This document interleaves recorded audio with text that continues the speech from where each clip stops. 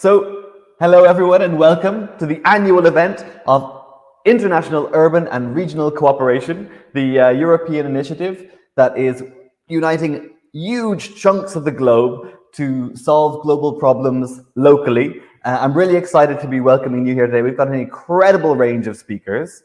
Now, I'm informed of being well versed already on the technical components, but just to run over it briefly again, on the right here, you have the chat. You can click and chat away. So do please populate that with your messages. You can maybe just try it out now. Why not click down on it and just tell us what you're looking at right now. I'm looking at a beautiful blank blue wall, which I painted recently. So I'm seeing sort of satisfaction as I revel in it drying. Just stick that in the chat. What are you looking at right now? I mean, obviously you're staring at me, but if your gaze wanders to the periphery, what's going to be in front of you? So try out the chat, and I hope you will keep on using it throughout the event. Now, if you take a look at the interpretation, yeah, there you have it. So we're using Interactio. You'll be able to listen to this event in English, of course, and also Chinese, Japanese, and Vietnamese. I'm going to try not to confuse any interpreters by asking for or eulogizing any latent ventriloquists. So take a look, the Interactio app, you download it, use the code IURC 2021, and with the search function, you should be able to find us. Then, of course, mute your computer so you don't have to listen to the original language. A quick note, if you're reluctant to download the app, you can use the link in the chat to activate it just via the web. So you don't have to download the app, but you should use your phone. It's important that you use your phone because if you're using your computer, you'll hear both overlapping. So on the phone, go to Interactio, get the app, or go to the website and check out the other language options.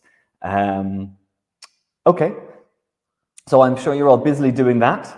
I'd like to welcome to the stage Normans Poppins, Deputy Director General of DG Regio in the European Commission.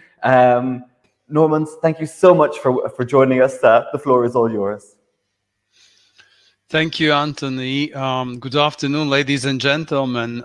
It is indeed my great pleasure to join this event and to welcome you.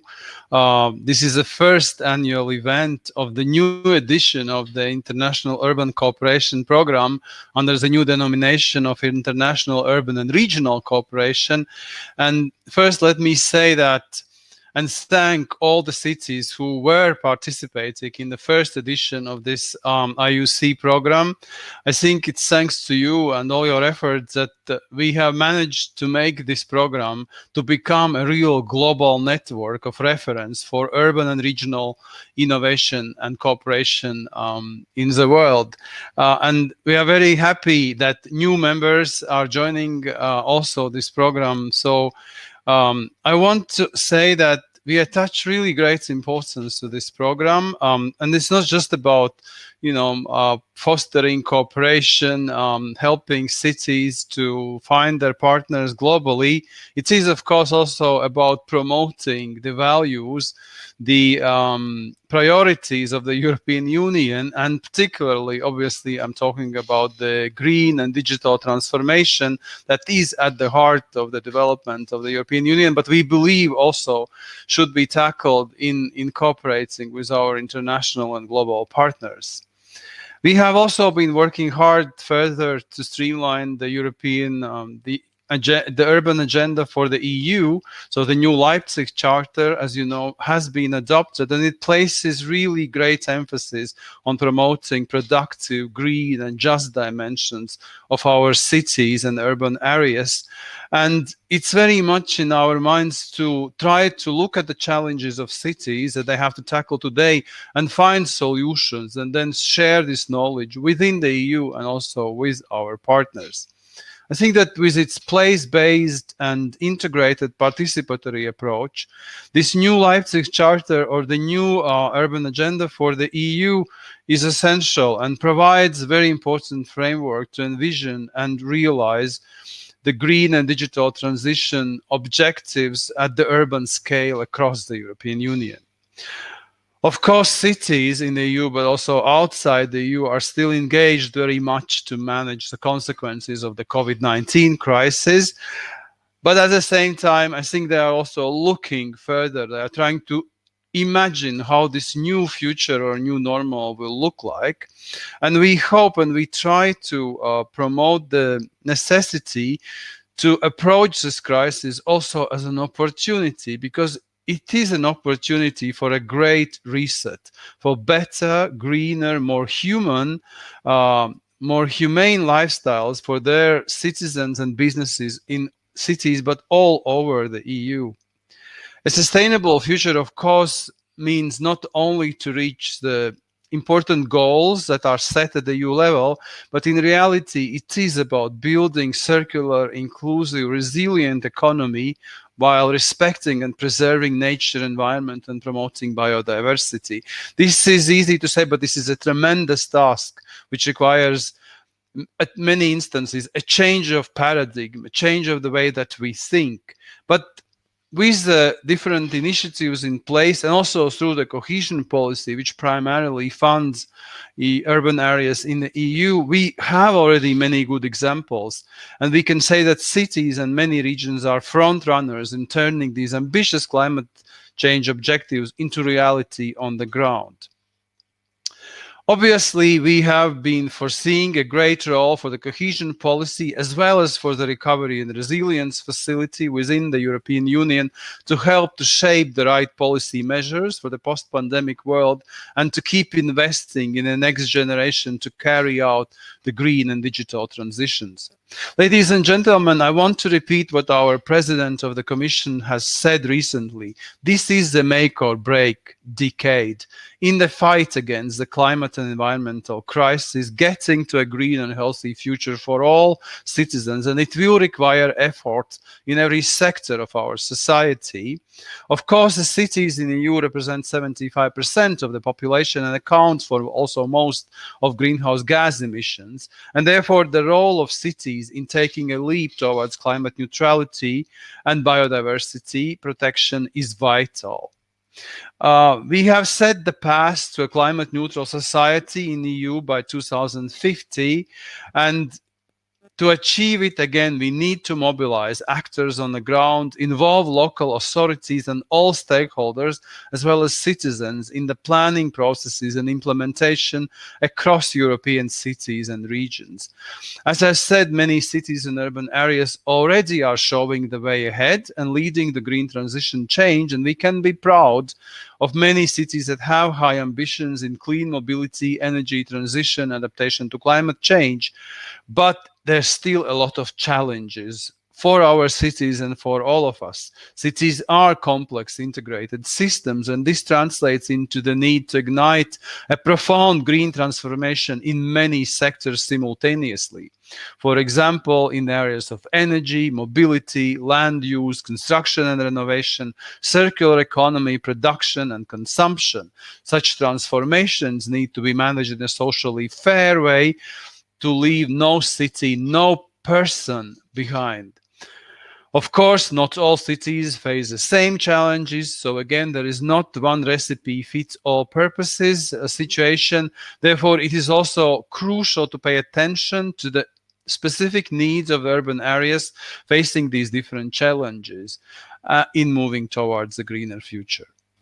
The green and digital transitions are closely linked, are independent, and of course, as I said, technology-focused solutions should increasingly involve as well towards broader human-centric and holistic approaches, which we have been also promoting through different instruments of the European Union.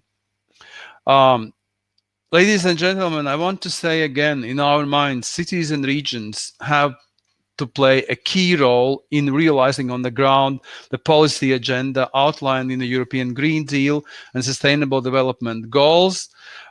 Also, contributions to the global EU urban agenda under the United Nations.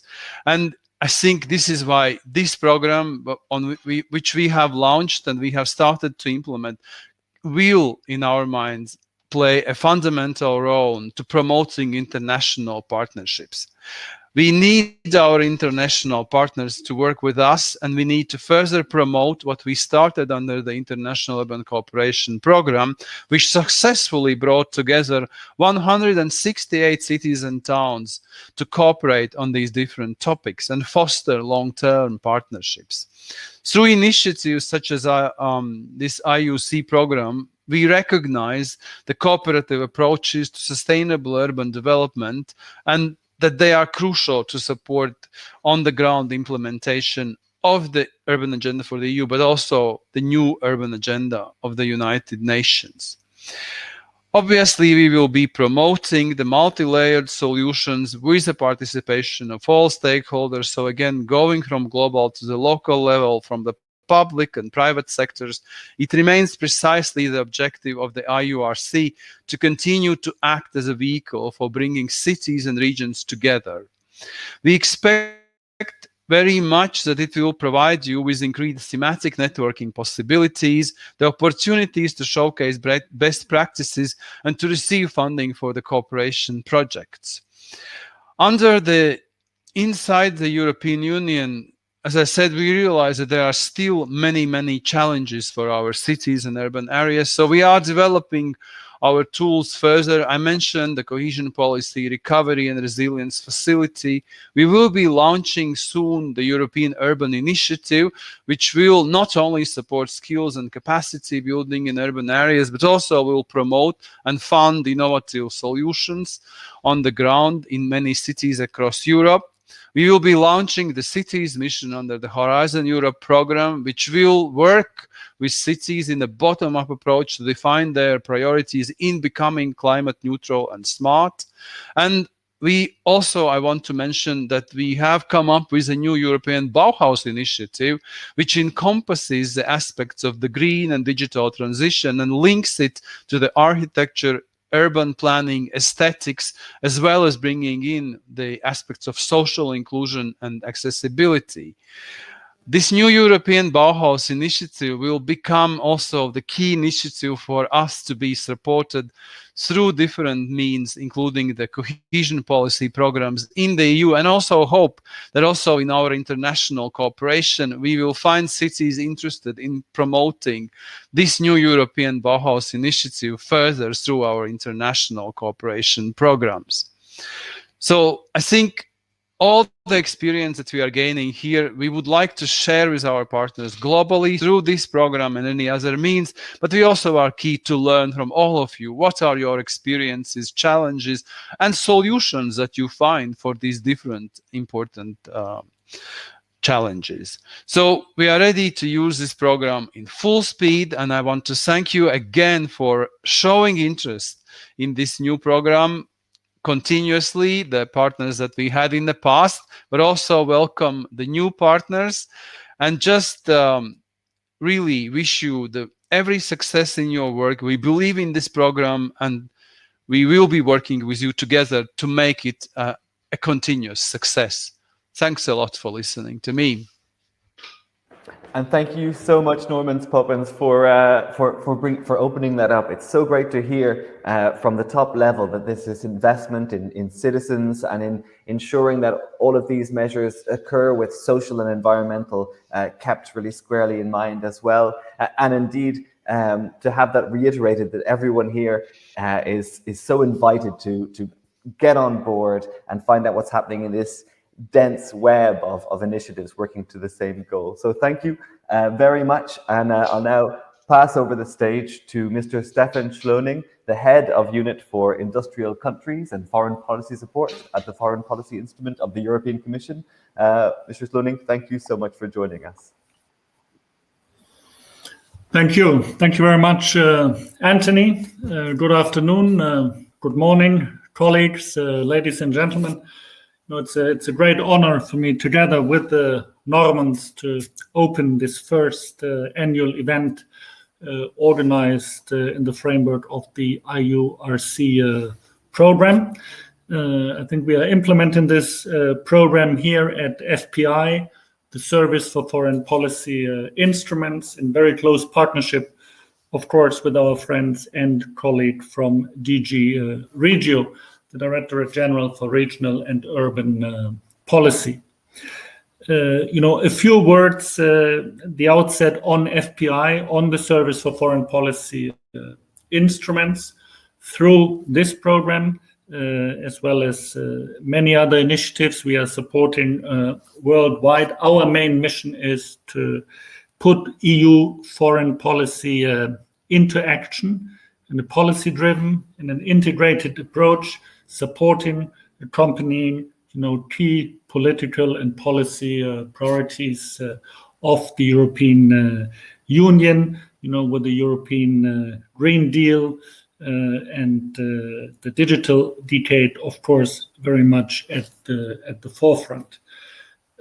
By doing this, we contribute to building stronger international alliances, partnerships. We promote cooperation on challenges of global concern on a peer-to-peer basis. And this program, the IURC program, is a prime example for that. And we help project in the external dimension of EU internal policies based on the 2030 agenda and the Sustainable Development Goals. This is an approach that has been successful in the past in the implementation of the predecessor program under the EU Partnership Instrument over the period 2014 to 2020. And we are now taking it forward in the framework of the new single EU funding instrument for external assistance, the NDICI, or Global Europe program. In the first month following the start of IURC, the new phase, I think you have all been very actively engaged in the setup of the new program and the formation of new city and region partnerships. And we would very much want to thank you for your enthusiasm, your efforts at the beginning of the journey we will be undertaking together over the coming 3 years.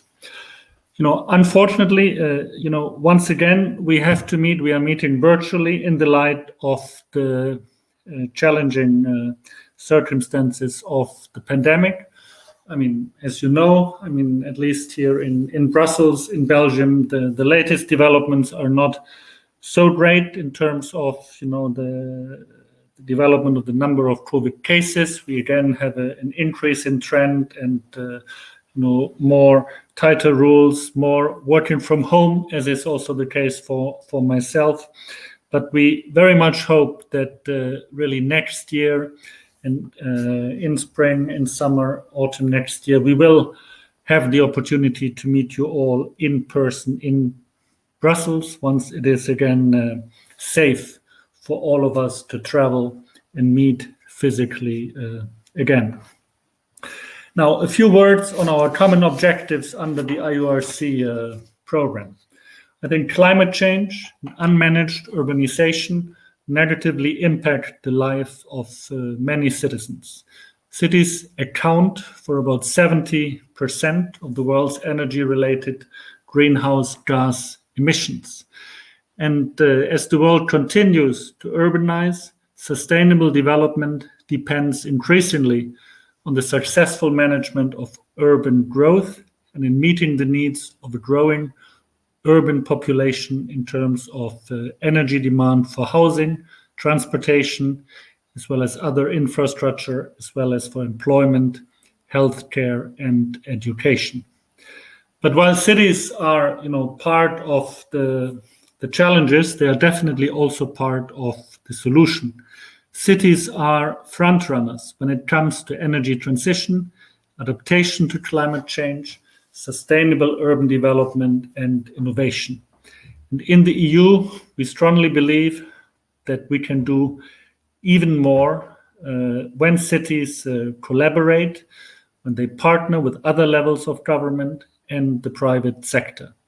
Local and regional authorities often focus a lot on practical solutions.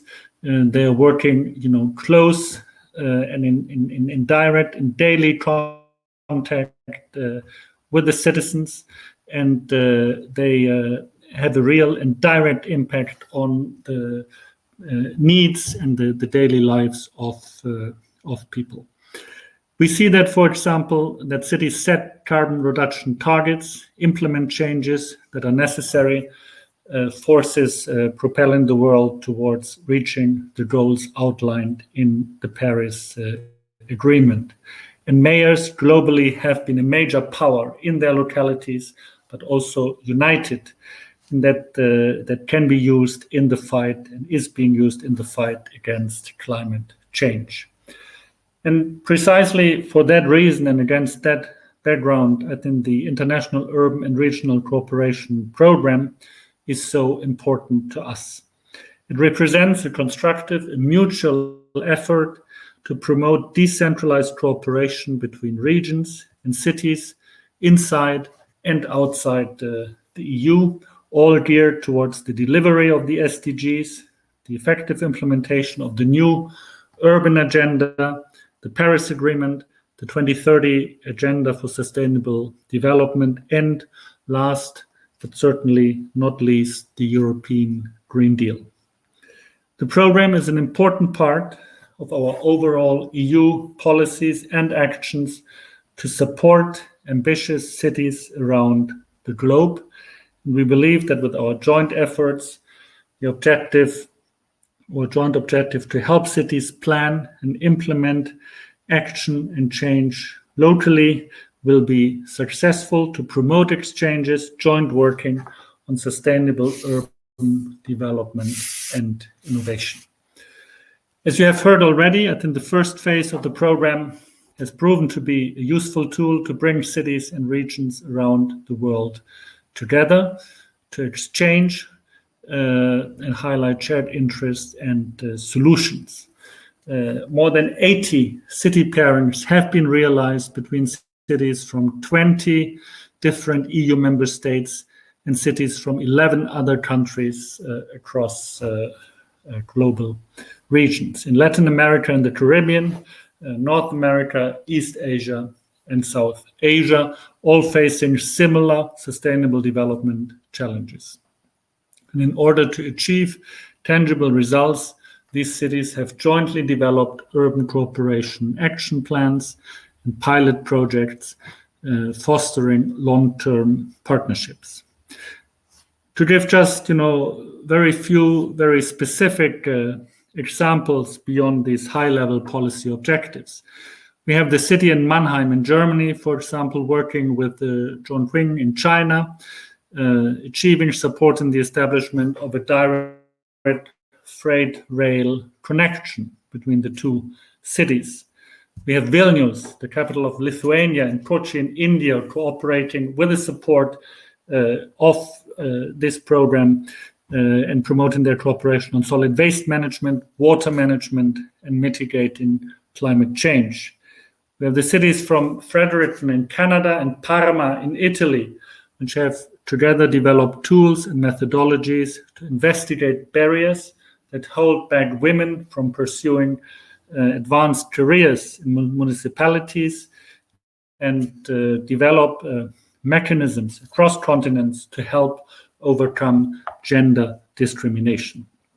Furthermore, in the light of the pandemic, a number of cities participating in the IURC program have exchanged experiences and shared knowledge on the public management of the pandemic and on the city's responses to the crisis, ranging from support services to assist the elderly and vulnerable people, to support local businesses, and to provisions to keep public transport clean and safe.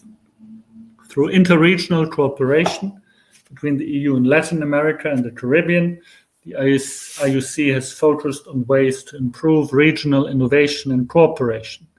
This has led to the development and the refinement of smart specialization strategies by the 40 participating subnational regions, representing 11 EU member states and 5 LAC countries. These regions have worked in 20 region-to-region partnerships with the objective to drive innovation that both boosts viable business opportunities and improve the livelihoods of citizens. Now, most importantly, the first phase of the program has demonstrated the profound interest at the level of decentralized authorities inside and outside the EU to cooperate on territorial development themes, leading to improved mutual understanding and tangible change and impact on the ground.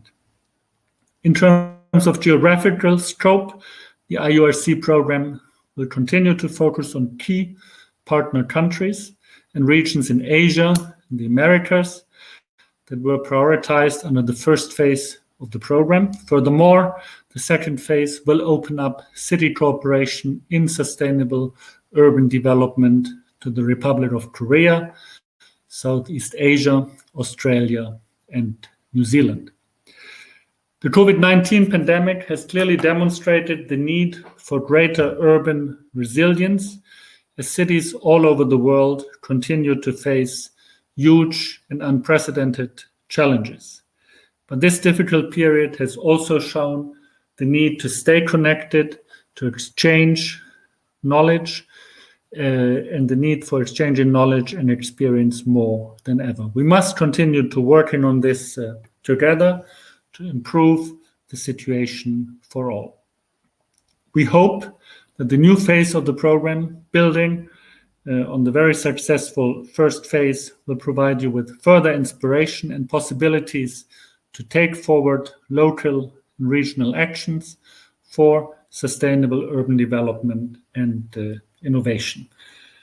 We here at the Service for Foreign Policy Instruments are happy, privileged, and proud to implement this important program with you and our colleagues in DG Regio. We are looking forward to 3 more years of close and successful cooperation. And with that, I would like to thank you for your attention, wish you a fruitful exchange today, and thank you very much again for your support, enthusiasm, dedication in taking this important joint work forward. Thank you very much. Thank you so much, Stefan Sloning, for sharing that with us, and amazing to see the work that is happening in European foreign policy, and especially to get from you these fantastic examples. I mean, to anyone listening, you did hear correctly. We're talking about a train line from a German city to a Chinese city. So really, really exciting, and I can't imagine what the development is going to be in this next phase. So I hope that you and Mr. Poppins will both stay with us as we welcome Ronald Hall, Senior Advisor, Director General for Regional and Urban Policy of the European Commission. I've sometimes called him one of the godfathers of the IURC program. And he'll be speaking to Pia Lorilla, the Policy Officer for Urban Policy at DG Regio, and Ian Clark, the Senior Advisor of the Joint Research Centre of the European Commission. So I leave the moderation in his capable hands. Thank you very much. Thank you very much, Anthony. Good to see you again. It's been a while. Thank you for the introduction to myself and colleagues. Good afternoon to everyone in Europe. Buenos dias to everyone in Latin America. Good morning to North America. I'm so happy that so many of you have been able to join us. I do not have to engage in a major introduction, since you've now had the main partnership presented that manages this program on behalf of the European Union, with the External Action Service on the one hand and the Directorate General for Regional and Urban Policy, to which I am attached, on the other hand. I have 30 minutes approximately, so I say that for the benefit of my 2 colleagues, because it will elapse very rapidly. So I am appealing for your best efforts in summarizing the work that you are presenting, even though I know that it's not easy. So without further ado, I would like to give the floor to my colleague in the Director General for Regional and Urban Policy, Pia Lorilla, who will talk about some framework elements of EU urban policy, and in particular the what's called the new Leipzig Charter for the cities. Pia, you have the floor. Okay, thank you, Ronnie, and good afternoon from Brussels region, or good morning, depending on your location where you are following this event. So it is a great pleasure to be here this afternoon and give you a, let's say, brief insight into the content of the new Leipzig Charter. Norman Poppens, he already addressed as part of his introduction some of the key elements. But let's look in more detail what this Leipzig Charter is about and why it is so important. Can I have next slide, please? So the Leipzig Charter is an outcome of the work of EU member states, to which European institutions and also important other stakeholders like the city networks contributed. And why it is so important is that it sets a strategic framework towards integrated urban development in the European Union. And in doing so, it recognizes that the impact of global trends and challenges on cities increases. So be these challenges or trends climate change, loss of biodiversity, resource scarcity, digitalization, migration, demographics, pandemics, the list could be continued. So actually these recent challenges, they are the rationale why this new Leipzig Charter was prepared, because the original charter dates back to the year 2007. So EU member states, they had a realization that we have to renew this charter, and here we have then this product that was adopted 1 year ago. And actually the preparation process was quite intensive with all the key stakeholders in joint workshops led by the German presidency. So there was a lot of collective intelligence behind this work. And importantly, this document also contributes to those global agreements, such as the Paris Agreement, New Urban Agenda, or SDGs of the United Nations, and importantly for the European Commission, the European Green Deal. And just to, if you look at the visual on this slide, it's not very clear, but it says that the Charter is about the transformative power of cities for the common good. So what is common good? It is a realization that we need a better quality of life and social cohesion in our cities. So there's a very important aspect of reducing and preventing inequalities across the European Union and its cities. If we go to the next slide, we can see a bit more in detail the content of this charter. And if you look at the left-hand section of this screen or slides, the 5 key principles of a good urban governance are listed here. And they focus on the need to have, first of all, integrated approach. So this is all about crossing sectoral policies while having a policy intervention, paying attention to all the interlinked issues, including conflicting interests. We need to have multi-level governance, so all the levels of government involved, be they local, regional, national, European, and even global when pertinent. We need to have a place-based approach, and it is quite evident that the challenges that are tackled, they are tackled with measures that are based on sound analysis. What are the issues in a given locality and a city? And importantly, we need to have a participation and co-creation among the stakeholders, including the civil society and citizens. And very finally, we come to this overarching principle that I already mentioned. We need to build an urban policy for the common good of all the actors of the society, leaving nobody behind. In the middle section of this visual presentation, you see 3 dimensions of so-called ideal types of cities, and they are just, green, and productive. So those are the 3 thematics that EU member states and all the contributors agreed on. So these are, let's say, the future strategic building blocks of transformative city for sustainability.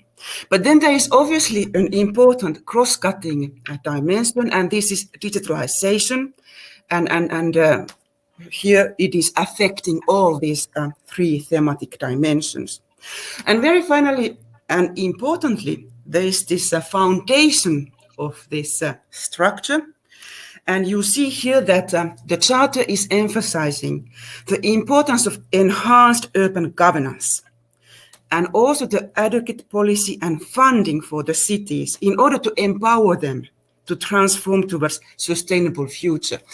And I think time is limited to go in detail what is in these little three boxes, but just to say some of them, for instance, cities and the local authorities, they need skilled employees. We need a very, let's say, active and strategic land policy and land use planning. And importantly, obviously, in the EU member states, there is a call for powerful national urban policy framework. And then on the side of the Commission and at EU level, we need regulations and funding instruments to support this national urban policy implementation. I have a third slide. I think this is my last slide before I hand over back to you, Ronnie. There is, if we can look at the new Leipzig Charter and its interconnection with the urban agenda. I just very briefly mentioned that this charter is considering urban agenda for the EU as an implementation vehicle.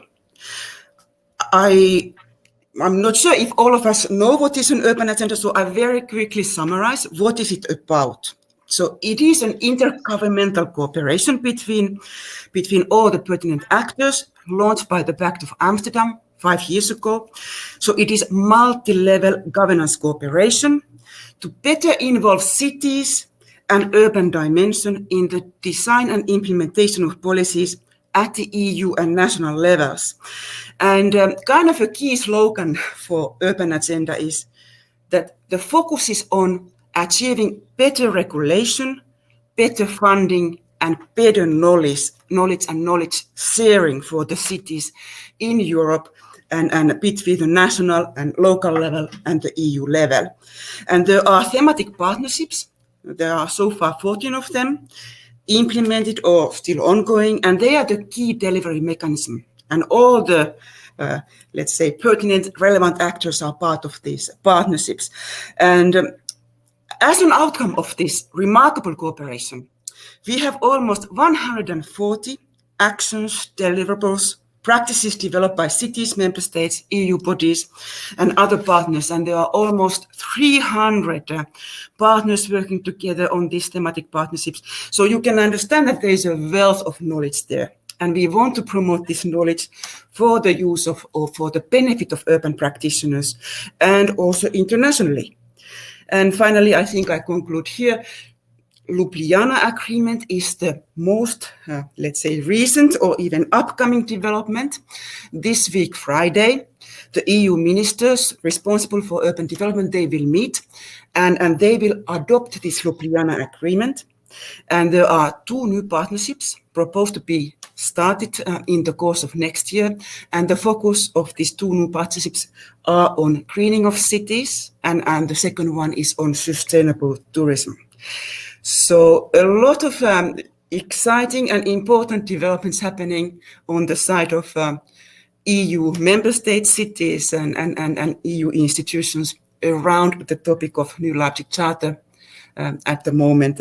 So I think I stop here. I thank you for your attention for this short introduction, and over to you, Ronnie. Thank you very much, Pia. Very interesting overview.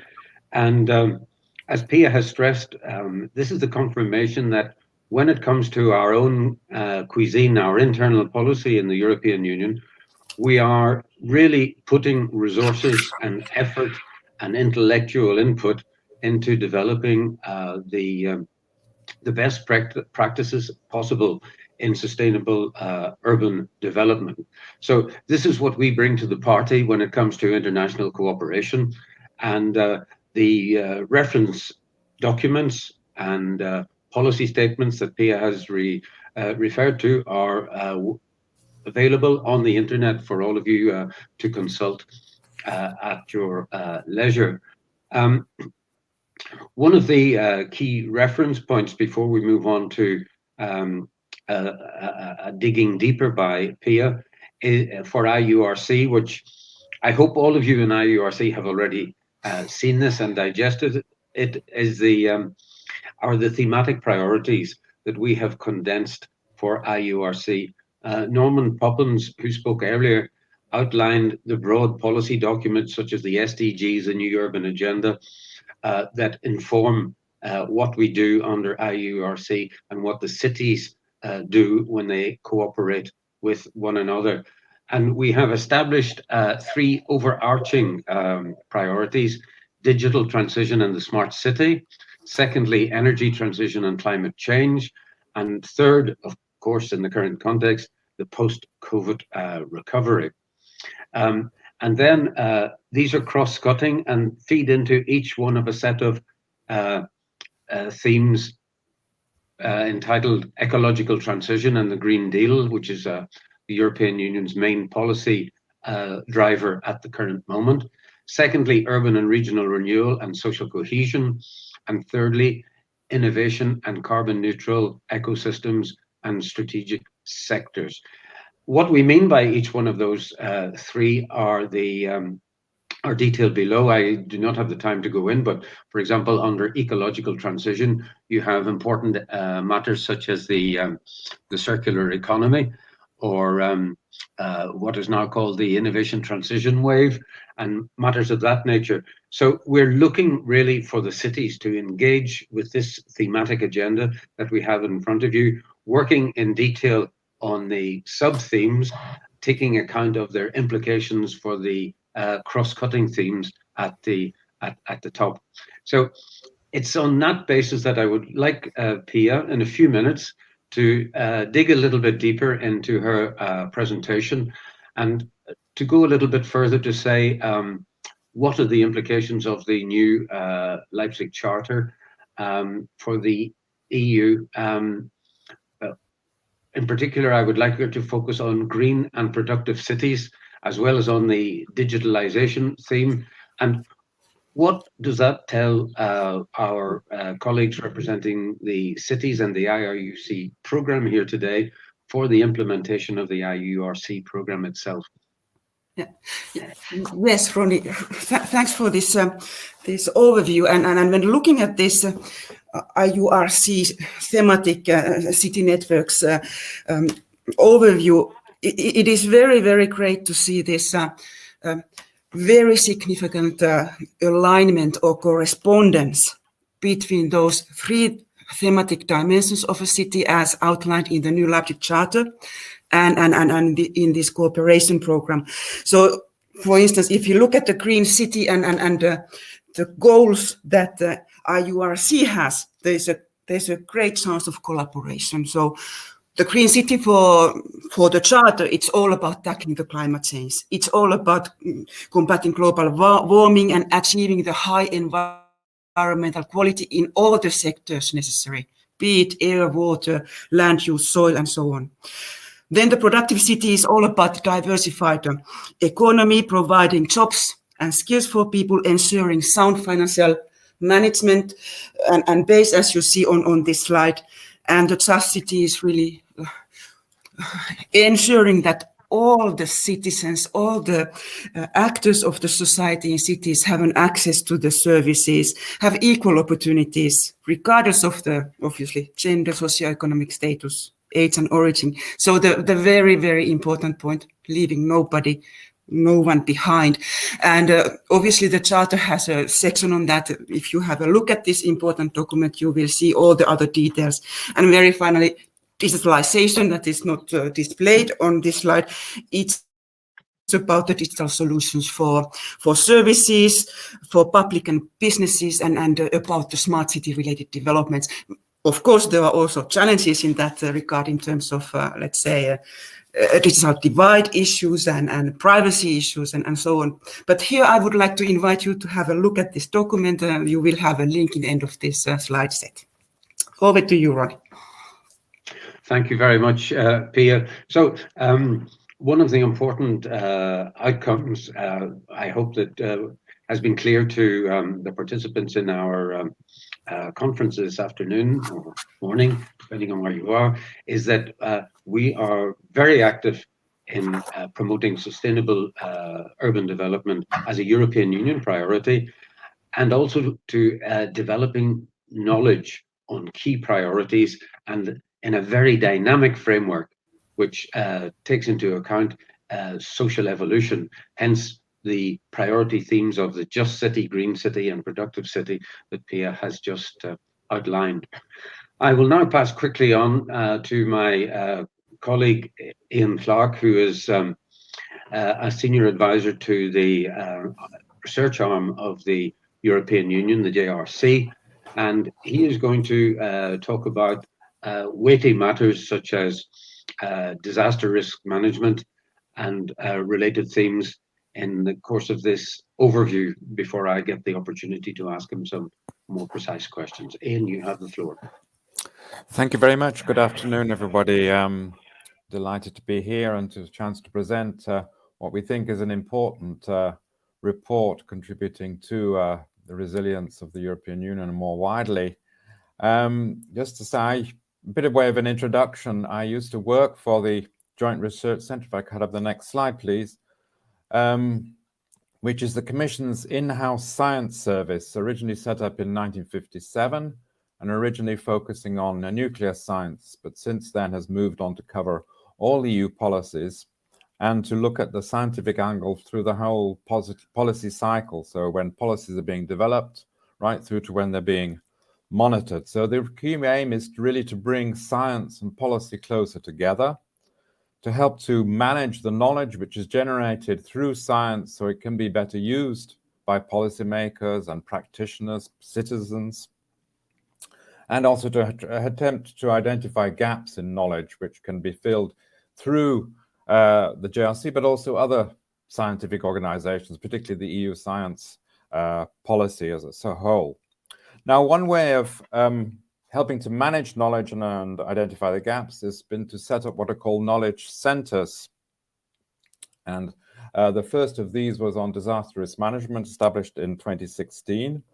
One of the key outputs of these knowledge centers are, in fact, these reports on looking at disaster risk management. I could have the next slide, please.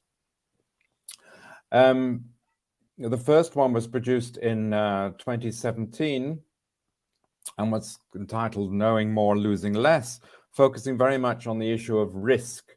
Do we know what risk we face in disaster area, be it in cities, be it in rural areas? How can we communicate disaster risk, particularly from scientists to practitioners, to stakeholders, to citizens, and how can we manage disaster risk? And so it's looking very much at the current status and future challenges. And that report has now been followed on, I'll have the next slide, please, by a report in 2020, where the focus is much more on the impact of disasters, impact of climate change in particular, on different parts of the society, and is essentially arguing what can we learn from the impact of disasters, past disasters, looking at a number of examples in order to better prepare to cope with what is coming in the future, which we expect to be more intensive disasters, largely due to climate change. Now, these reports are very much an international collaborative effort. There are more than 400 collaborators involved from throughout the world, right? Many on a voluntary basis. It's really a really voluntary action, but a major action, and producing reports of 700 pages. If I could have the next slide, please.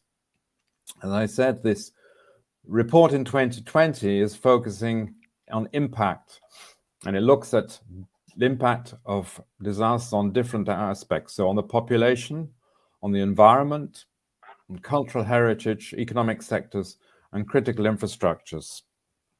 And critical infrastructures, I think, are particularly important to keep functioning of cities in light of disasters, and that we notice are really perhaps some of the most vulnerable areas of our cities are the energy, telecommunications, and health infrastructures. If we could have the next slide, please. So just look, it looks into more detail in these different areas: individuals, communities, and households, ecosystems, cultural heritage, which I mentioned. And I'll come back into a little more detail on the impact, the conclusions of the report on these different impacts in a moment. Thank you. Thank you very much, Ian. Indeed, this is a very rapid summary of a vast volume of work, and it's worth it, I think, for the participants to delve deeper into these reports, particularly on such an important and highly topical theme of risk management, disaster risk management. So could I ask you, could you provide some information on the new data you have on the impact of climate change, and particularly on cities? Sure. And I thought that it'd be interesting to present some conclusions of a major piece of work that has been done by the European Commission together with an organization called the Covenant of Mayors, which is due to be published this year. This organization represents a large number of cities throughout Europe and beyond, and calls itself the largest movement for local climate and energy actions, and aims at a climate neutral European city. And there's been a major effort to analyze the needs of these cities in terms of climate change and what is the likely impact it could be. So could I have the next slide, please? And so this here is presenting some results of work covering 328 million people throughout Europe. First of all, they've identified here the main climate hazards which they feel they will face in the future. And you can see that floods and sea level rise are particularly important coastal floods. A large number of our cities, in fact, if you look at the world, the growth of cities is largely along coasts. And so you can see that coastal floods are particularly important, but also precipitation, fires, extreme heat, and droughts. And so those have been identified as the key hazards that they face. And on the basis of this, they have prepared a large number of adaptation actions throughout these cities, more than 10,000 application actions and some 900 action plans. So cities have really taken this subject seriously and are really developing action plans now. If I could look at the next slide, please. They're focusing their work then on these vulnerable sectors, particularly agriculture and forestry, environment and biodiversity, but also health, water and transport services, which, as I said, are particularly vulnerable. And this reminds me, in fact, of a major impact of a hurricane in the United States. I think it was in 2012, the Hurricane Sandy, which affected New York significantly. And one finding of the US emergency services, FEMA, from this disaster was that a large number of the critical infrastructures had built their key services in the basements. So hospitals, telecommunication centers, many of their generators were actually built in basements which were flooded. And this really showed how vulnerable they were, and actually was the first thing which was knocked out, in fact, due to this disaster. So I think it is quite encouraging to see that a large number of cities are working in these areas and really have identified their vulnerabilities and are now actually taking action to reduce this vulnerability. Thank you very much, Ian. And once again, this is very useful information, particularly the concrete elements that you mentioned, such as the need for a change of policy in public buildings and indeed in residential buildings, for that matter, with regard to protecting the key infrastructure from, for example, flooding, by moving it up a floor or two, or putting it on stilts, or whatever, which is what is happening in the residential sector, I am informed, in the city of Miami. My second and last issue that I would ask you to kindly discuss is the conclusions of your report under the catchy title, Acting Today, Protecting Tomorrow, which is on the science for disaster risk management. What could you tell us about that? Thank you. If I could have the next slide as well, please. Move on. I think, as I said, what is looking at is the impact of past disasters and what can we learn for the future. And so we've looked at issues such as the heat wave 2003, Danube floods in 2013, droughts in 2018 in Europe, essentially looking at European issues and what can we learn for the future. And accompanying this, and which I just want to mention here, is a major project supported by the European Commission on climate change impacts. Goes by the name of Peseta, which was used essentially to prepare the Commission's new climate adaptation strategy, and where you will find a lot of detailed impact of heat waves on regional basis, but also on a city basis. You can find actually very detailed information on forecasts of what is likely to happen in the future, but in the future, with the near future, 2025. I mean, this is tomorrow, really. We can see already major impacts coming from this work, and we see major differences between impacts on infrastructure in Northern Europe and Southern Europe. And I think these are particularly interesting conclusions, which also come out of the report. But some more specific conclusions, if I go to the next slide, please.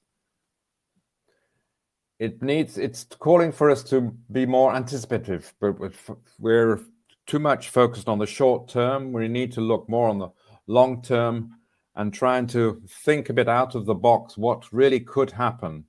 I mean, COVID is one example, and I think has heavily influenced some of the findings of this report, the futures of impact of COVID, and the fact how unexpected this was. Secondly, we need to look more at the indirect impacts of disasters and the intangible impacts. Often we look at the clear, just the first outcomes, but in fact there can be many knock-on effects on the economy, which really only, or society, which really only emerge at a later stage. So these are particularly important. And to strengthen collaboration among stakeholders, which I think is a key general conclusion, which comes up in many reports, but it comes up because, in fact, it doesn't happen enough. And I think it needs to be repeated, because this collaboration is still left. And we notice it, for example, in the area of climate change and disasters, which are handled often by different ministries in many countries. And we don't find enough collaboration between these two departments. And this is something, again, this report is trying to push, that we need to take climate change and disaster risk into account together. If I could have the next slide, please. Some general recommendations. The recommendations section is set out for what we call different stakeholders. So there are recommendations particularly for policymakers, and secondly for practitioners and for scientists, which I'll come on to in a moment. I think a key thing is the whole question of data. We still find that data is not collected on past disasters, and so we can't really build a policy unless we have a good idea of what has happened in the past. So this whole question of data, which is comparable and can be reused, is a real key issue. And that's something which I think is taken forward in the climate adaptation strategy of the Commission. ensure proper monitoring and evaluation. I think this goes without saying, but is also something which is often left out. Practitioners, again, to try and become innovative, to ensure that their own knowledge is endorsed and supported, and help the scientific community. Again, the data issue, I think, is a key issue which we want to mention over and over again. If I could go to the next slide, the final slide. So what should scientists do? Continue their research, work with other communities. And I think here we often find that the social sciences are left out when we look at disasters and climate change. And I think this is something where, again, there needs to be more cooperation across these different scientific fields. Make sure the knowledge is useful and used, particularly used.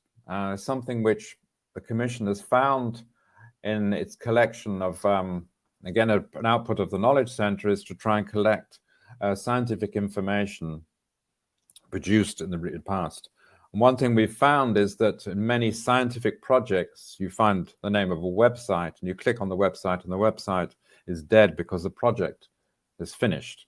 And so somebody may have a paper copy of this somewhere, but in fact, the knowledge is not kept alive because the website is dead. And so this is something to show, how do we actually make sure that scientific knowledge is kept and used?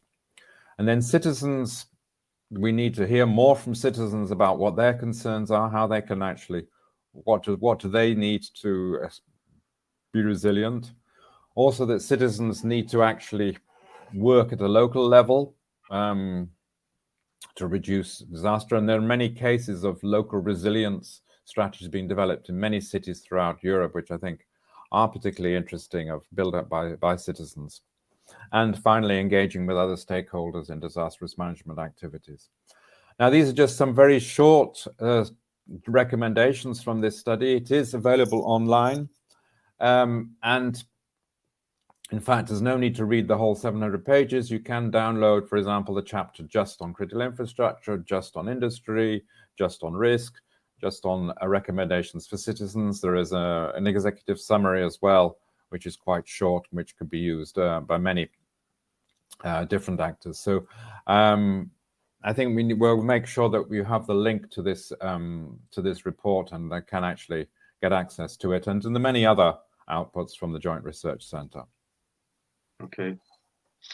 Thank you very much, Ian. Some very interesting information that I think will inform and help to inform the city-to-city cooperation under IURC, where, as was said earlier, climate change is a major issue, and which has fallout in terms of natural disaster risk management of the kind that you discussed. And of course, IURC brings an emphasis on this multi-stakeholder approach, and we seek to involve citizens, but also the scientists.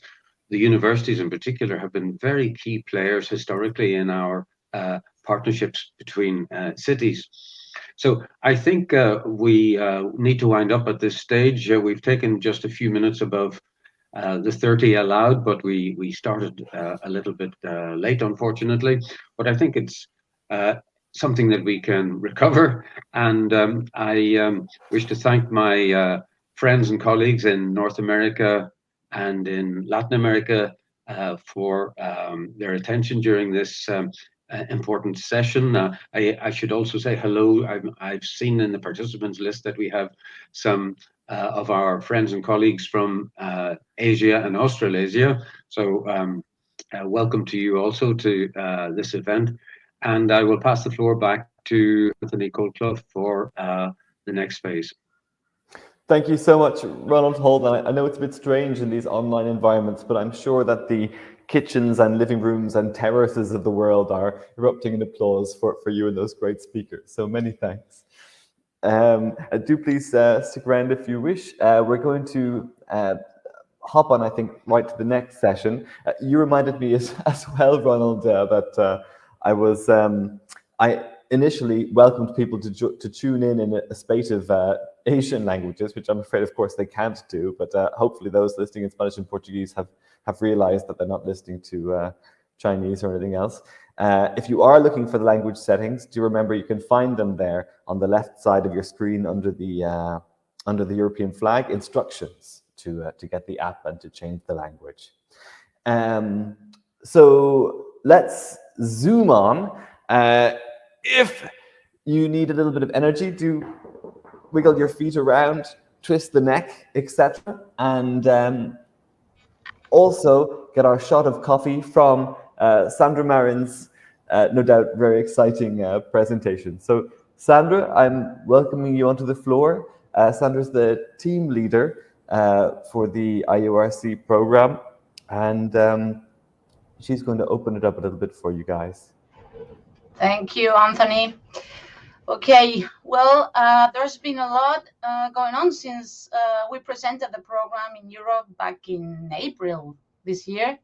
During these 7 months at the Central Coordination Service of the program, composed by, you can see, Acciona, Eurocities, EURAD, and Infide, we have been working on the one side in the development of a strategy and working methodology for city-to-city and region-to-region cooperation at program level, a brand new website where you can find everything that is happening in the program. I take the chance to ask you to follow us in social media or subscribe to our newsletter if you haven't done that yet.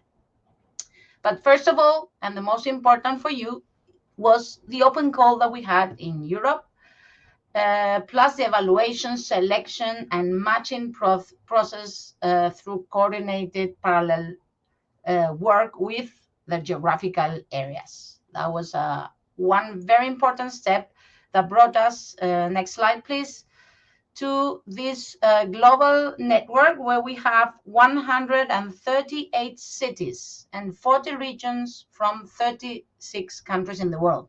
Huge community.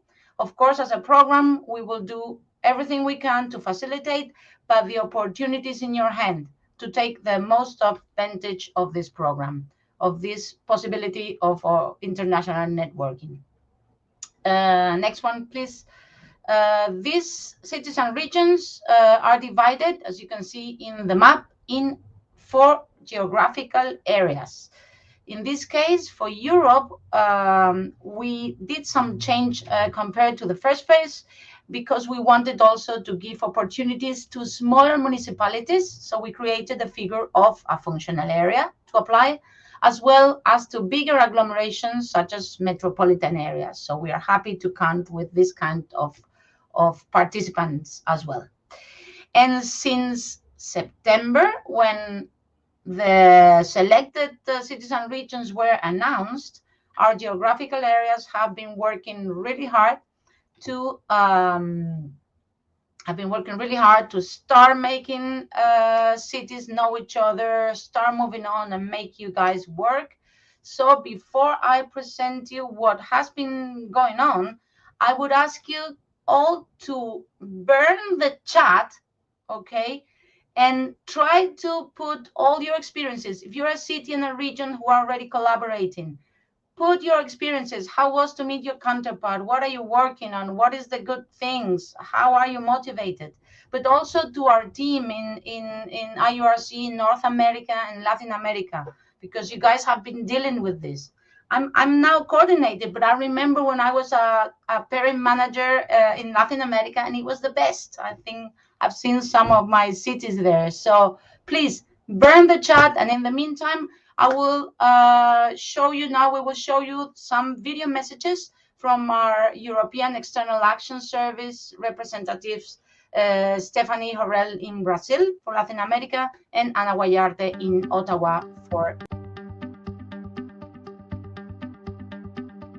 Hello everyone, my name is Stephanie Horrell. I'm working as a program officer at the EU delegation to Brazil in charge of the IURC, the International Urban and Regional Cooperation Program in Latin America.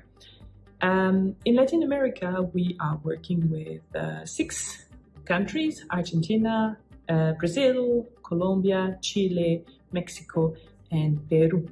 So far, we have worked very hard with the team here on the selection process. We have selected 12 cities and 10 regions, from Hermosillo in Mexico to Tierra del Fuego in Argentina, working on the selection process and the pairing process.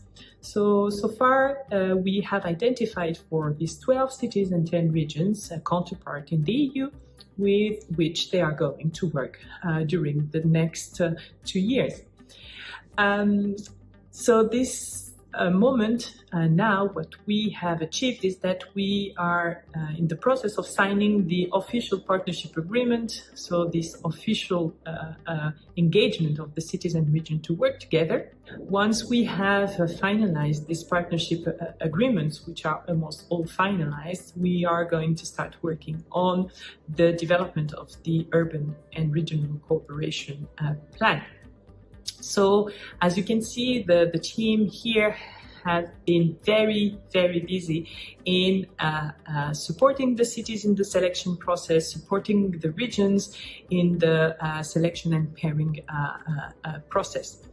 In terms of communication and visibility as well, the team worked very hard in ensuring that IURC LATAM was represented in major events. And the first one being the COP26, with the side event presented by the team in the Euroclima Plus pavilion in Glasgow.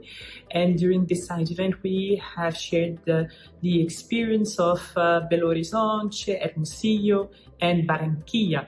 So very interesting event during COP26. The team has developed and worked together with the IDB in the development of a webinar on the future of food market in Latin America and Caribbean as well. Very successful webinar.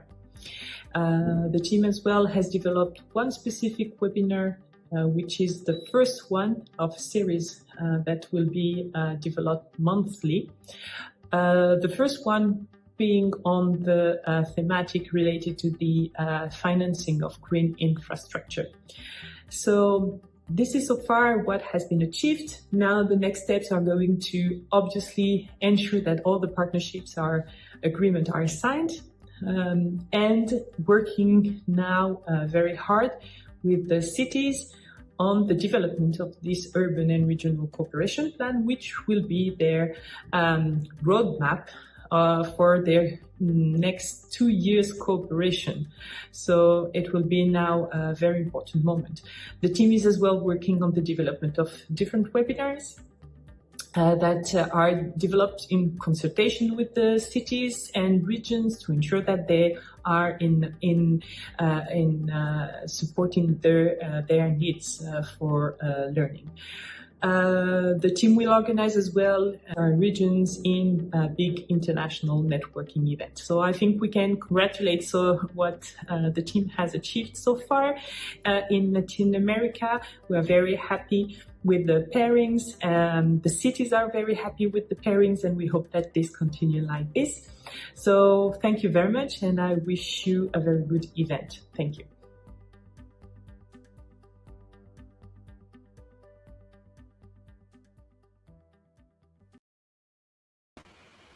Cities around the world are facing the two major challenges of our time: the public health crisis caused by COVID-19 pandemic and climate change. By linking European, US and Canadian cities to share innovative solutions to these challenges, the European Union wants to support them in this endeavor. The European Union's IURC North America program has selected 9 European cities to be paired with 6 from the United States and 3 from Canada, including also metropolitan areas. Some examples of these pairings are Madrid from Spain and San Diego in the United States, that will be working on sustainable urban mobility, or Braga in Portugal and St. John's in Canada, that will work on circular economy. The metropolitan areas of GZM in Poland and Kansas in the United States will also contrast their experiences addressing the population versus rapid demographic growth. The 2 Italian cities of Bergamo and Rimini are partnering with Aurora in the United States. They will exchange experiences on developing river edges and beaches, and ensure the participation of various stakeholders in the development and implementation of city projects. IURC North America has also developed another way of cooperation through thematic clusters, where cities will meet in a collegial environment to share and learn great ideas, best practices, successful pilots, and new policy frameworks. These clusters are led by cities with vast experience in the topic and have already implemented programs that may inspire similar solutions, even if in another context. Mannheim in Germany is paired with Windsor in Canada and leads the Renovation Wave cluster. Zaragoza in Spain is paired with Ottawa in Canada and will lead the Sustainable Urban Mobility cluster.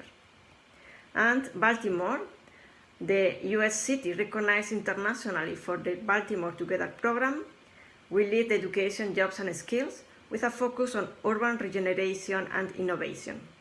These are only a few examples of the knowledge exchanged by the IURC North America cities. To learn more about our participating cities, please visit the North America kiosk and our website, iurc.eu. Thank you very much for your attention.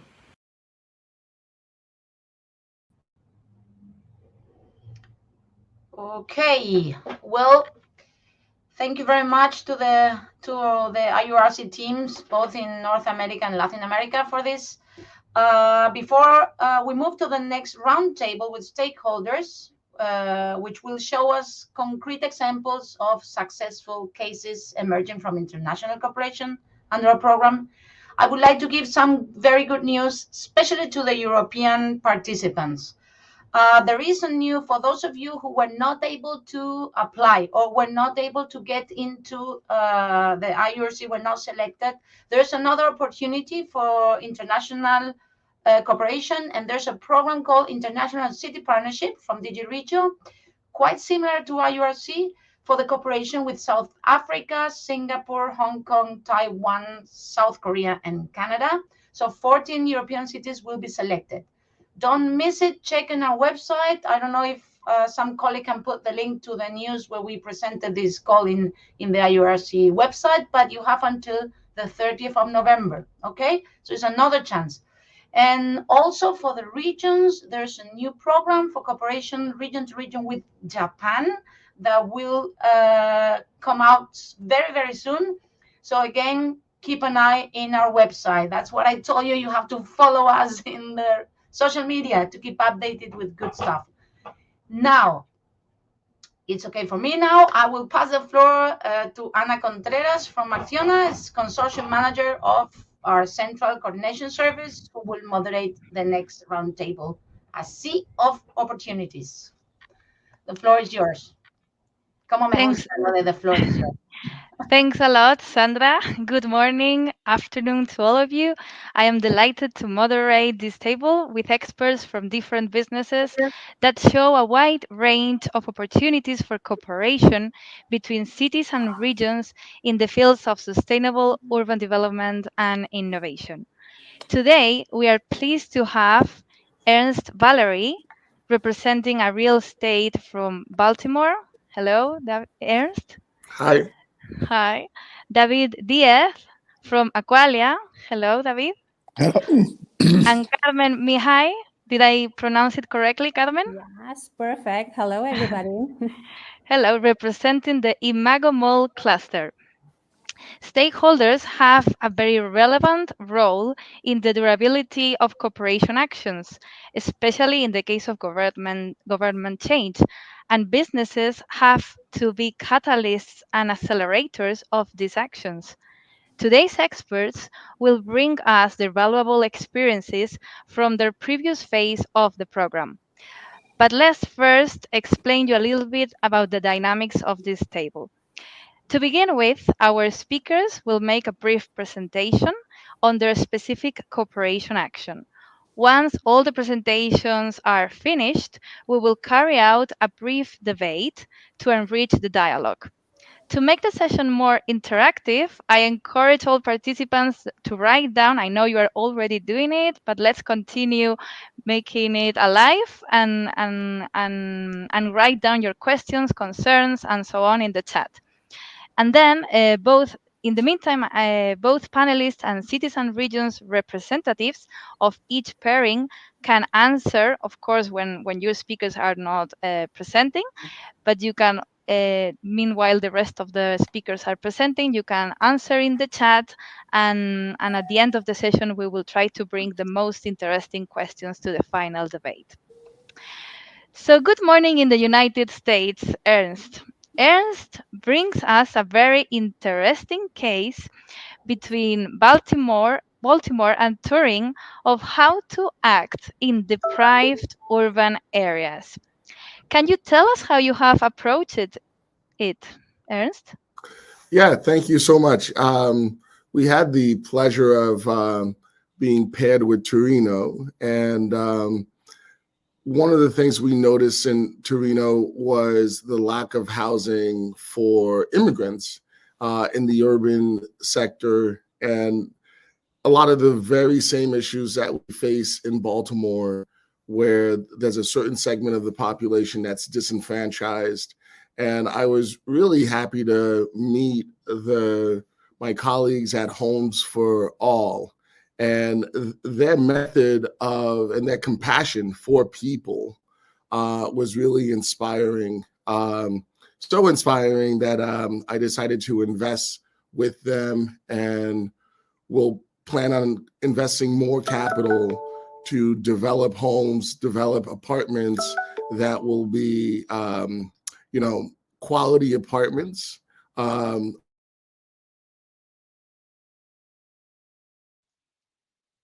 Okay, I don't know if we lost Ernst Having a on the quality others. home is that base.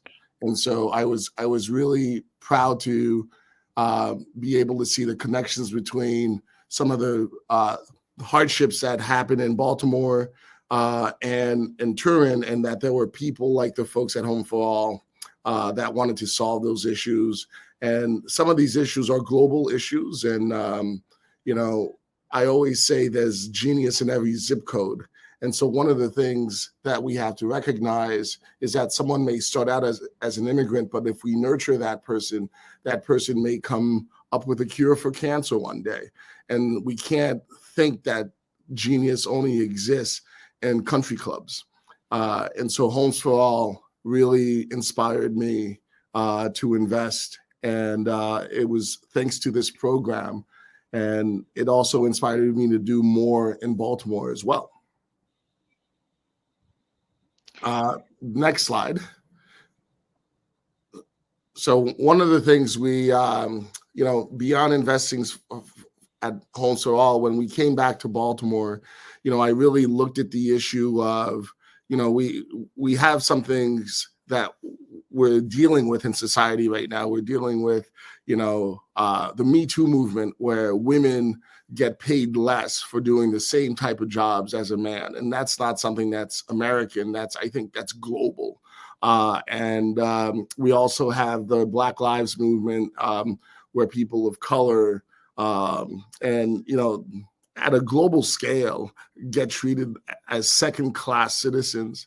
And again, on the theme of genius existing in every zip code, and anyone can be a genius and can contribute to society in a positive way, we created this fund, the Equal Fund, and this fund will be the main investor to help expand Homes for All's mission in Italy.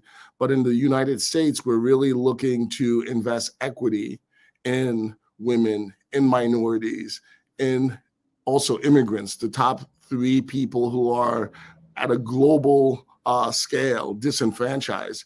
And we also happen to be the effective majority of most cities. If you think of most, global cities, women, minorities, and immigrants make up the majority of those cities, and they're effectively the people that don't get invested in. And so we're allowing most of our brilliant ideas to go untouched and uninvested in because of, historical biases. towards people with means, and especially for men. And so that's something that we have to change in order to actually move society forward. And we've got to do that at a global scale. And this opportunity to tie Turin and Baltimore together, I hope leads to other opportunities to, focus on these issues and also create an environment where anyone can succeed. When our young women can succeed, when our minorities can succeed, and immigrants can succeed, you have really vibrant cities. And when they don't, you have cities that regress. And so I truly believe in globalization, and this platform, what the EU has provided, is one critical step in creating the world that we all want to live in the future. Thanks a lot, Ernst. That was such an inspiring message. Everyone can be a genius, and hopefully they will in this new phase of the program. Thanks a lot, Ernst. Thank you. So right now, let's move ahead with our next speaker, David. Welcome again. David comes from Aqualia. The case between Almería and Ciudad Los Cabos in Mexico was really the result of the stakeholders' involvement in our program. Can you tell us something more about this action and how it opened the door for Aqualia? Ok, hola, buenas tardes. Bien, la ciudad de Los Cabos es una ciudad turística que se encontraba cada vez con la disposición con el problema de que no disponía de agua suficiente para poder abastecer a su demanda. Hace como 10 años construyó una desaladora de agua de mar al ver que sus pozos iban decreciendo, pero no tenía agua suficiente puesto que su eficiencia en la red era inferior a un 40%. El organismo municipal de aguas de la ciudad de Los Cabos decide buscar ayuda a través de un proyecto de participación público-privada en la que, bueno, pues establece que un operador con una solvencia técnica y económica establezca unos perímetros o unos sectores cerrados en los que la eficiencia sea superior al 75% para que puedas cobrar tu retribución y te abonan por cada cliente que hay ahí conectado, ¿vale? Bien, esto no encaja dentro del modelo de la mayoría de las empresas que estamos en el sector, aunque sí que nos presentamos, como veis ahí, varias empresas al concurso, a la licitación. No encaja puesto que nosotros estamos más enfocados, el periodo de operación eran 10 años por darles a otros 10 más, o hasta 20 para resarcirte de la inversión y operar correctamente.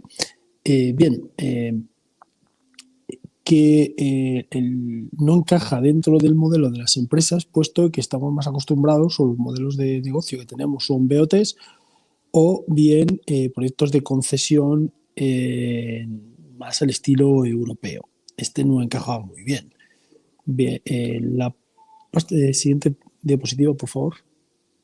Ahí está diseñado las etapas que hay que cumplir. Una primera etapa de diagnóstico y proyectos, una segunda y tercera etapa de ir cerrando los sectores y una cuarta etapa de operación. Siguiente, por favor. Vale. La cantidad de inversión inicial que el concurso te marcaba y después de ahí tú tenías que, cada operador o cada licitador tenía que proponer su forma de trabajo. La próxima, por favor. Bien, ahí está cómo te pagan en función de los años, etcétera, etcétera. Bien, esto es un modelo muy novedoso que se ha titulado, se llaman en México MIG, Mejoras Integrales de Gestión. Y nosotros, a través de nuestro conocimiento en la ciudad de Almería y la proximidad con la ciudad de Los Cabos, nos hizo ver el modelo como de menos riesgo y más conocedor, puesto que lo que planteaba eran barreras de no ser un modelo de contrato y gestión muy usual, ¿vale? Eso es lo que a nosotros nos permitió este acercamiento, ir viendo y permitiendo tener un conocimiento más exhaustivo de la ciudad de Los Cabos y cómo operaban, y al final exactamente igual que en cualquier otro sitio de los otros 5.000 contratos que la compañía tiene a través del mundo de este calado, ¿no? En quitarte un poco los miedos del riesgo, etcétera, etcétera. Aunque aquí siempre estaba muy topado el riesgo contragarantizado con garantías federales, pero sí es verdad que el poder haber accedido al terreno y al conocimiento local durante una etapa previa nos hizo también quitarnos los miedos del riesgo, eliminar un poco, ver de otra forma el riesgo ciudad, el riesgo modelo, puesto que el riesgo país ya lo teníamos asumido porque tenemos muchísimas operaciones de otro tipo dentro del país. Finish. Muchas gracias, David. Thanks a lot. I just remind you that there is also the application for the interpretation services, just in case you want to listen to David in the debate, okay, just to help you. That was impressive, David, and I think it was great to hear that risks can be reduced through an improved contractual management system that will and hopefully it will open the door to many other opportunities and for other businesses. Thanks a lot, David. Thank you. Thank you, David. So right now, let's move ahead with our final speaker, Carmen. Hello, Carmen, again. Hello once again, and thank you for the invitation. Yeah. You're very welcome, Carmen. Carmen will explain in more detail how international cooperation can improve health, smart specialization through businesses clusters. Thanks a lot, Carmen. Yes, if I can go to the next slide, please. And I will present the perspective of the health cluster involved in cooperation with another health cluster within the framework of Northeast RDA cooperation and the Bura Valley Metropolitan Authority. Within this framework, Imago Mall cluster, which is a health cluster focused on medical imaging, but also involved in what we call now a digital healthcare transformation, has set meetings with Health Medellin City, and we conducted a meeting last year in August, an exploratory online meeting, of course, which has been followed by the signing of the partnership agreement. And within this partnership, we foreseen several actions to cooperate on, such as to promote institutional exchanges, to organize joint events, such as symposia, conferences, brokerage events, of course, dealing with the healthcare issues, to jointly draft proposals within the calls which can appear, and also to exchange information related to the actions of our clusters. Next slide, please. I think it's another action which I wanted to present today is the project called MedicNest, Precision Medicine Clusters Integrating Digital Technology for New Ecosystems in Healthcare, which is a very important action of our Imago Mall cluster towards internationalization. The project will begin next year and will be funded by the COSME program within the framework of the European Cluster Excellence Program. The project will be implemented by a consortium led by Imago Mall cluster and involving another 3 clusters from Europe, Flanders Health Tech from Belgium, Biotecil, clusters of health from Castilla y León region from Spain, and also Hellenic Bioclusters from Greece. Within 24 months, we envisage to develop capacity building trainings, visits, and matchmaking activities, to develop a digital tool package to be integrated in what we will call MedicNest Grid, dedicated to precision medicine, to support 80 exchanges within the cluster exchange scheme, and to work towards development of strategic documents such as a partnership agreement for metacluster on precision medicine, an European metacluster on strategy on precision medicine, a joint action plan towards for precision cancer medicine.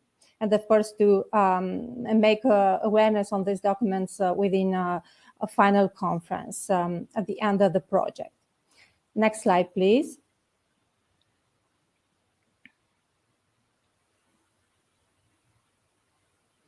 To have an overview of our agenda for internationalization and the enlargement of the clusters, here are some key actions consisting in participating at conferences and events dedicated to clusters, such as European Cluster Conference, actions organized by European Cluster Alliance, Transylvania International Cluster Conference, participating very actively in the development of Horizon programs and developing projects to be submitted under the calls, to also to connect with other clusters localized both at national level or also on international level.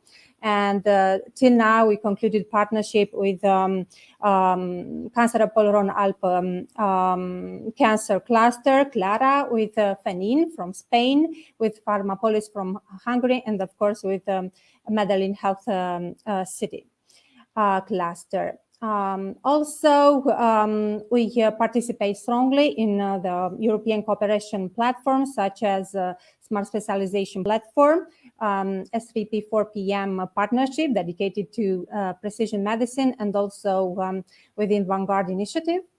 We also support organizing conferences to matchmake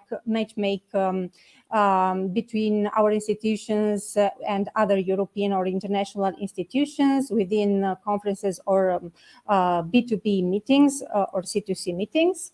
And finally, we work towards promoting our clusters within our social media channels. And also this year, we have been chosen to be as a best practice model for the response of our cluster in the context of COVID-19 crisis. And especially Euronews, a Business Planet show was filmed here in Iași and of course showed on Euronews channel.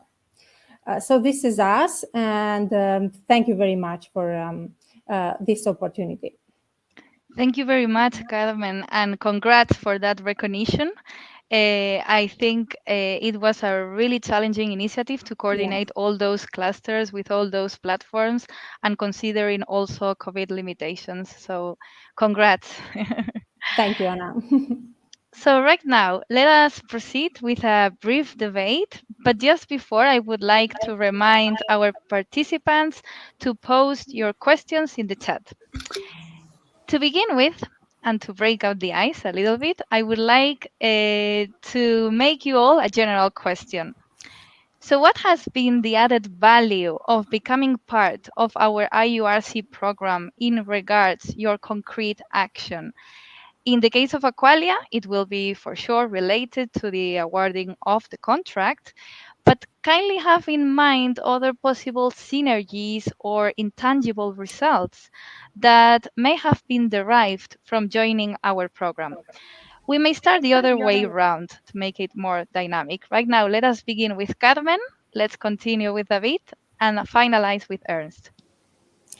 Yes, and I think the added value was that by joining this program in the context of course, the cooperation between Northeast Regional Development Agency and Abura Valley, brought us the perspective of internationalization and going beyond the European frame of collaboration with the other clusters.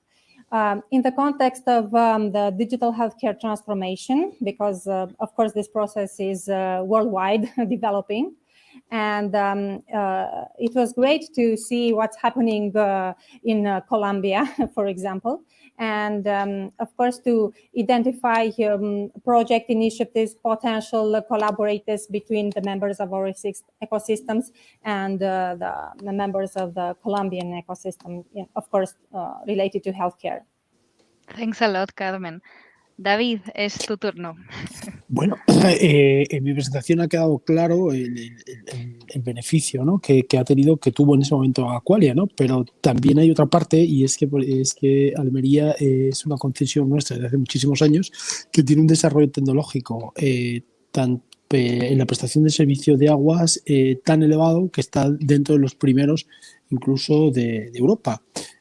Con lo cual el beneficio puede seguir llegando, puesto que se pueden implementar muchas de las mejoras y muchos de los procesos, tanto tecnológicos como de gestión del día a día, que se han llevado a cabo durante los 25 años que lleva Aqualia en Almería, se pueden ir trasladando a Los Cabos. El seguir en el programa pues nos puede seguir abriendo puertas de nuevos posibles ciudades en las que se puedan desarrollar proyectos también de este tipo, y en los que nosotros pues también podamos entrar en países que nos puedan quitar a veces ese riesgo país o ese riesgo de percepción que muchas veces tenemos desde este lado culturalmente, ¿no? Aunque físicamente tengas ahí oficina de proyectos, tienes mucho riesgo, muchas barreras socioculturales también, ¿no? O económico-culturales o empresariales culturales. I totally agree. Risk should be reduced from the contractual point. Thanks a lot, David. Ernst. I think the platform allowed us to see both our internal and external struggles.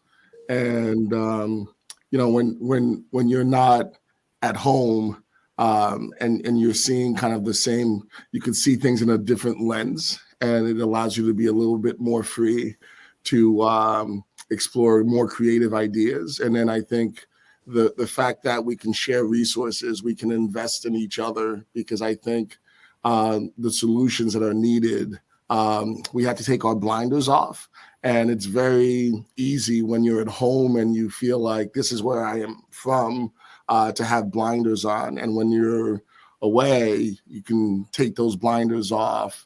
And but the great part is being able to share resources, being able to invest at a global scale to solve these problems and come up with solutions, because they're critical, because all the things we're talking about at today's conference, they're not possible if we don't get to true diversity, equity, and inclusion. And belonging is the next thing. And to be able to travel the globe and feel that we all belong is critical as well. Totally agree, Ernst. And hopefully for the next year, we will be able to travel and to meet face-to-face in Brussels. Absolutely. Thanks a lot, Ernst. So right now, I don't know if anything happened in the chat. Ariana, are you there? Is there any question that still needs to be addressed?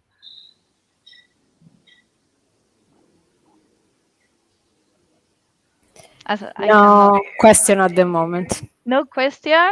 I encourage all participants, because the idea of this table is also to increase businesses among tangible results for this new program. So we do not only arrange the policy, decision makers and everything, but just to arrive to a more advanced results.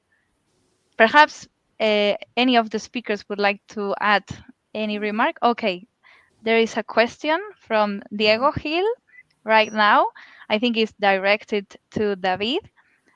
Shall I read it, David? The successful case of Aqualia in Los Cabos case is the clearest proof that IURC program offers a lot of opportunities, not only for the cities, but for all the stakeholders around the cities.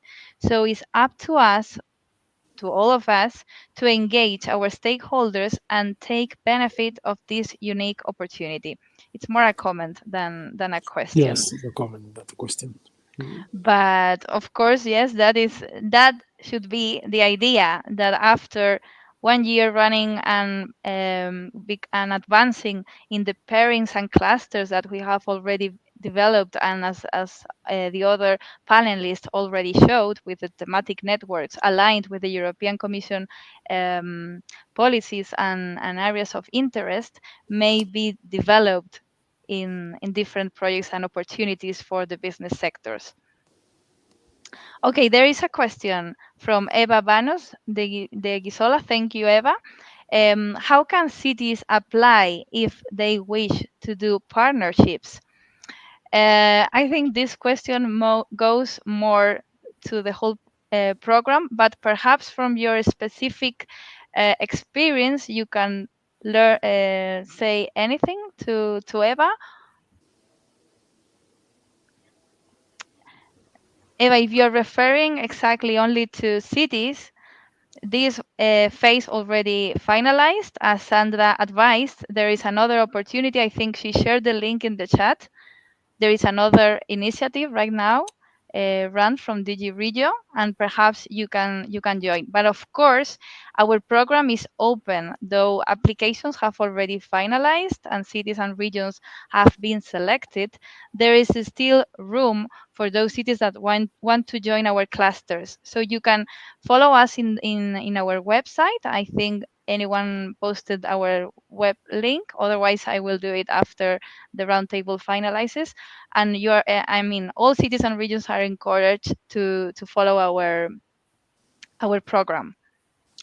And opened, as Ernst suggested, opened globally for everyone. There is a final question, I would say, because we are running out of time. Pablo, thank you, from the Australasia team. Social housing in Baltimore touring case. How have you been able to engage with citizens initiatives? Have you also used any digital tools to visualize how a project could look like? I mean, in interactive map or similar, Ernst? Yeah, we use technology.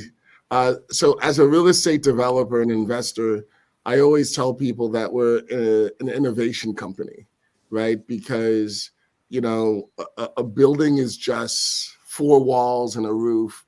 It's just bricks and mortar. But what makes community is the people, right? And so and what allows you to build community is the people. And so the fact that we had the leadership in Baltimore that was able to kind of help bring. So when you say, how do you apply? First, your city has to have the leadership that goes out and seeks these type of engagements. And then, of course, engaging with the people, you have to have the local sort of like connections to be able to engage with a global community. So innovation, for us to actually get to these where we want to get, we have to innovate. We have to think of ourselves as innovation companies and not just, because you have to make the connections, and innovation happens in the gaps. It's how do you fill the gaps, and that's what connecting internationally, because you can't see the gaps if you're used to one thing in your own city, you don't see where the gaps are, and so you're able to innovate when you start to see other ways of thinking, other ways of approaching it under other, types of governments. Whether a city in the United States, Baltimore is run very differently than Torino, and so being able to see that has not only allowed me to participate in Turin to continue to learn, but also understand our own situation here in the United States and how we can improve our situation and allow people to thrive, basically. So the citizens are at the core of innovation. So a lot of people, and I always say what's happening in Silicon Valley right now, it doesn't represent all people. It represents, white males and what their mothers basically do for them. They're creating apps for that, as opposed to what are some of the things we need as a world, as cities, to solve some social issues. When we start listening to that type of citizenry, we'll get to better tech, basically.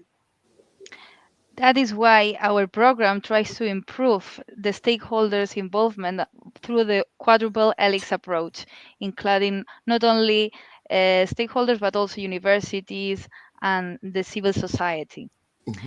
I see that Ernst is getting all the attention right now because there is another question, final question, because there is no more time. So how did the Baltimore community respond to activities? Were they engaged and so on? Were there any problems involved in the project? I think the Baltimore community, first of all, I got to meet a lot more people from the Baltimore community from participating in this event, because we were representing Baltimore. And I think Baltimore is a very dynamic place. And I think, globally it has a negative reputation because this is what media does. Media, they tend to sell more if they tell a negative story.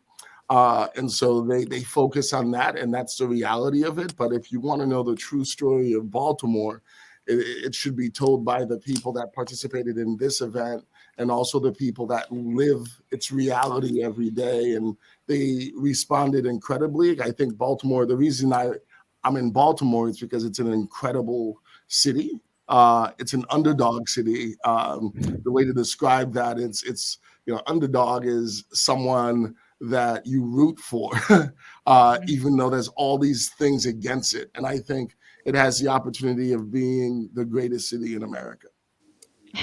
Thanks a lot, Ernst. Just willing to meet you in Baltimore sometime. Absolutely, anytime. Okay, so I want to thank especially Carmen, David, and Ernst for joining us, and of course, all the audience on the other side of the screen with your questions and concerns. We believe that these valuable shared experiences and lessons learned will continue optimizing the added value of international cooperation, transforming our new IURC into a major network for European businesses. And talking about networking, I hope to see you all in the following breakout rooms. I pass the floor to Anthony, who may explain this session in more detail. See you all there. Bye-bye. Bye. Ciao, guys. And yes, a big thank you as well to you, Anna, and all our speakers and the great voices that we've had platforming today. So now it's time to move to the parallel sessions. This is your time to really get engaged, especially if you missed out on the chat today. Hop in. There's 3 rooms. You've already signaled your interest in one of these rooms, but it's open. So you go to whichever one you want to go to. Don't let the you of the past hold back the you of the future. Room 1 is Ecological Transition and the Green Deal. We've got speakers from Mannheim in Germany and from the region of Ostrobothnia in Finland. In room 2, we've got Urban and Regional Renewal and Social Cohesion. The speakers are from Naples in Italy and from the region of Valle del Cauca in Colombia. And in room 3, on innovative, sustainable and carbon neutral ecosystems and strategic sectors. You can join the city of Mar del Plata in Argentina and the regions of Cantabria and Sicilian Voivodeship. So, from Poland. So enjoy that, guys. I'm sorry if I butchered the pronunciation there, but I'm sure those sessions are going to be really, really exciting. So you just click down there. You can see the little icon for sessions under the EU flag on the left of your screen. Click down, see the sessions, pick the room that you want to leap into. And now it's really the time for you to filter into the thing that's really exciting for you and to get engaged with the people that are chatting about it. So once again, from the bottom of our hearts, we say thank you and enjoy.